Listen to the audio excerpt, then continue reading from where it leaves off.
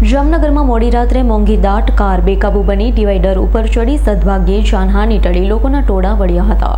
જામનગરમાં મોડી રાત્રે મોંઘી દાટ કાર બેકાબૂ બની ડિવાઈડર પર ચડી સદભાગ્યે જાનહાનિ ટળી લોકોના ટોળા વળ્યા। જામનગરના એમ્યુઝમેન્ટ પાર્ક વિસ્તારમાં ગઈકાલે રાત્રે ભારે પબ્લિકની અવરજવર વચ્ચે GJ10 DN 3013 નંબરની BMW કાર એકાએક બેકાબૂ બની હતી। કાર ચાલકે ઓવરસ્પીડમાં આવી કાબુ ગુમાવ્યો।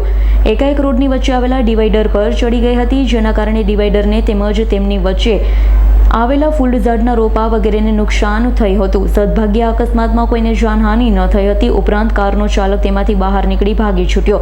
આ ઘટના સમયે લોકોના ટોળા એકત્રિત થઈ ગયા હતા। લોકોના જણાવ્યા અનુસાર કાર ચાલક નાની ઉંમરનો હોવાનું જાણવા મળ્યું છે।